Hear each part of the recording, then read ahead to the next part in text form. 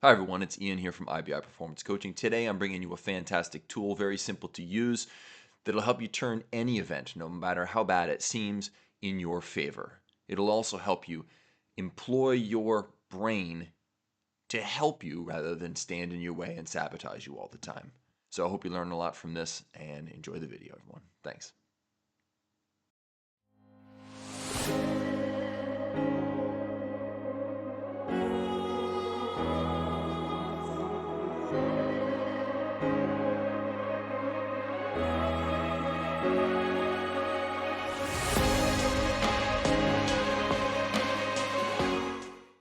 All right, let's talk about how to make anything work in your favor, any event work in your favor. Okay, let's say that we have some event that happens.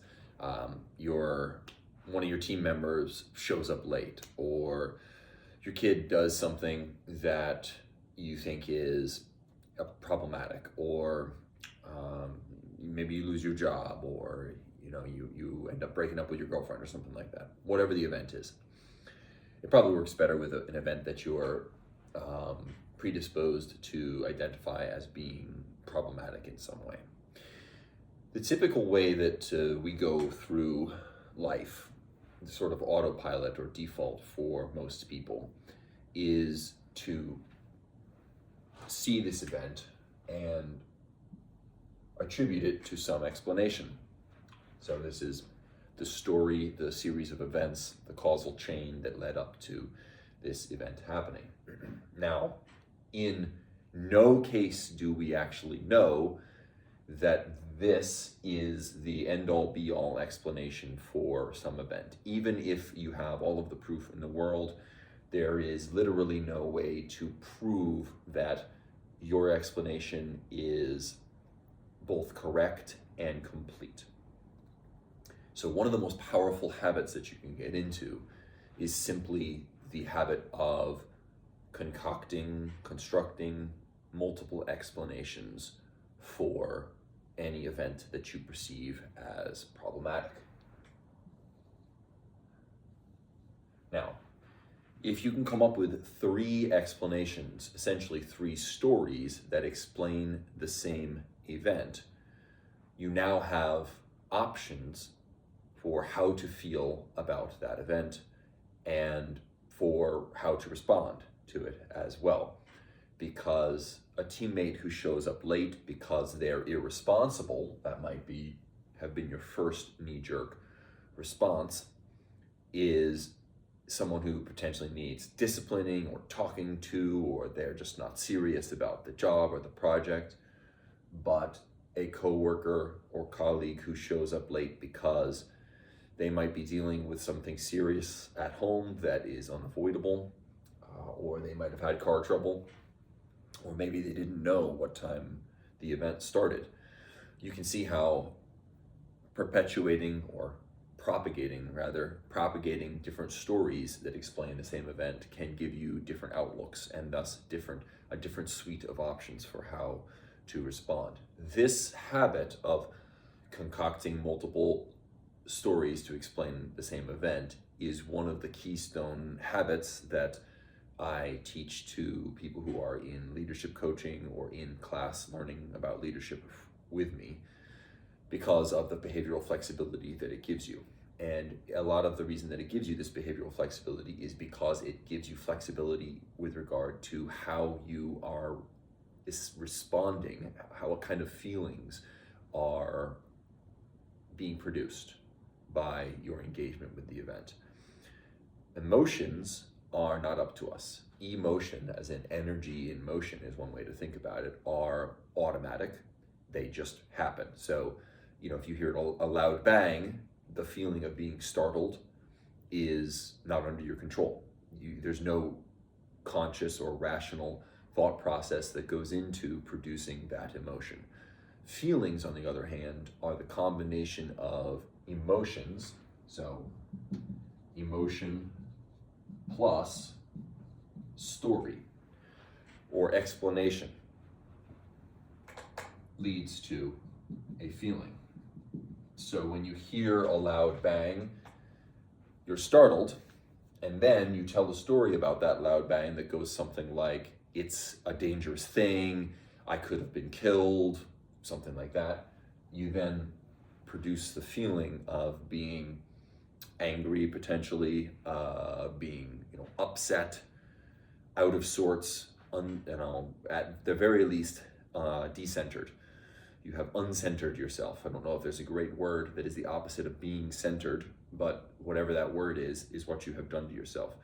And really, that simple dichotomy of whether you are centered or not centered is one of the most powerful ways to reframe your current mental state, because it gives you a clear black and white, am I this or am I not this, as opposed to all of these shades and this variety of feeling that we tend to engage with. Okay, so what we have here are our multiple explanations. And I put 3 up there because when you create 3 of something, when you have 3 of something, you have a pattern of that thing. Just 1 doesn't give you any options. 2 can be a coincidence. Oh, well, it might just be that this one event is explicable in potentially 2 ways, but it's not convincing when there's only 2. When there are 3, your brain recognizes that there is a pattern of multiple possible explanations, and thus that the definitionally contained within the idea that it's a pattern is the idea that it perpetuates, that it doesn't just end with those 3. Because if there are 3, there are also more. Whereas with 2, it might only be 2. There might only be 2 explanations, but if there are 3, there are more than 3 as well. Okay, so multiple explanations. On the flip side, we also tend to assume that there's only one possible outcome from things. And again, this is just a story that we tell ourselves. It's just the story on the other side of the event. So if it's you lose your job, for example, the story you tell yourself is, or maybe the story you tell yourself is, I'm in trouble, what am I going to do, how am I going to pay rent, I'm not going to have enough money to pay for XYZ, whatever it is. Again, though, this is just one possible story. And the way to become more adaptable, more capable, the way to leverage what might be called your positive intelligence, that is, to get your mental faculties and your intuitive faculties working for you rather than against you. How to flip the switch in your brain from pessimist to optimistic realism. And when I say optimistic realism, realism is really where you want to start. You want to be in neutral, you want to be objective about things. But you don't get to objective by getting all the facts, because human beings aren't very good at understanding what's true and what's not. The way that you get to objective is by realizing that you don't actually know, because that's always going to be true. That's always going to be an objective truth, that you're not actually sure. And the way you get to that is by forcing yourself to produce multiple possible outcomes, multiple stories that can explain what could potentially happen next. And what we're looking for here are positive ones. So we call these outcomes, but really what we want to turn them into is opportunities. Okay, so what are the opportunities? How might this event that just occurred be an opportunity?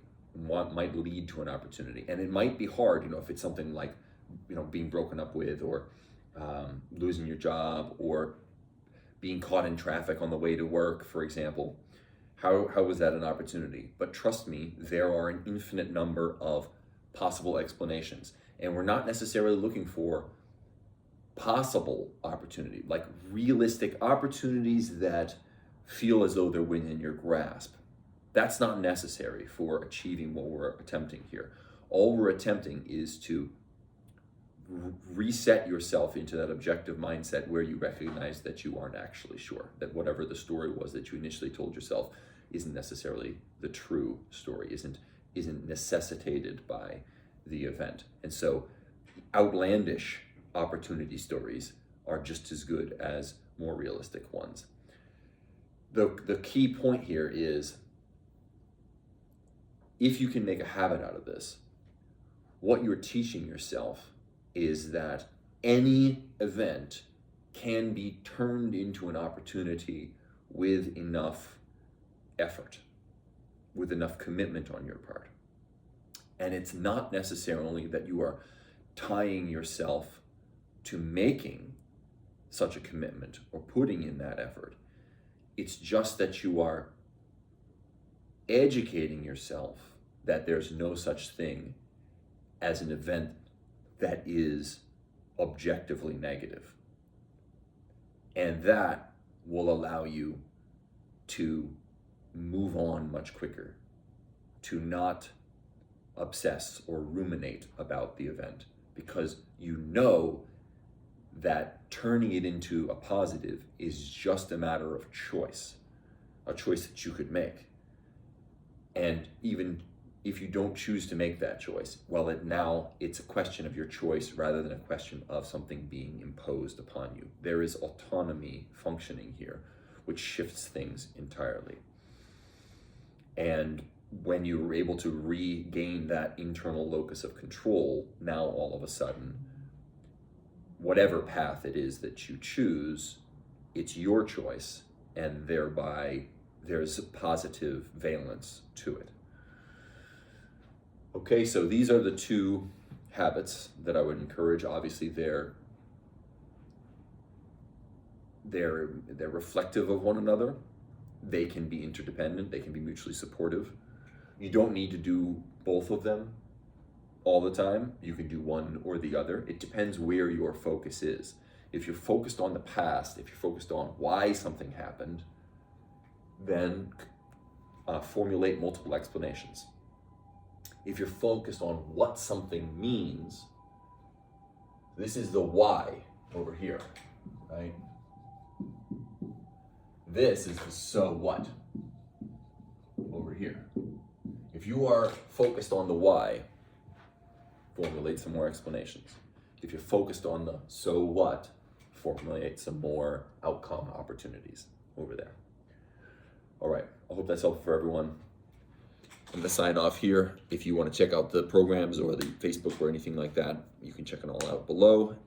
And I just want to remind everybody that elite performance is a choice. That's it. It's nothing more. And you make that choice, it changes everything. Thanks.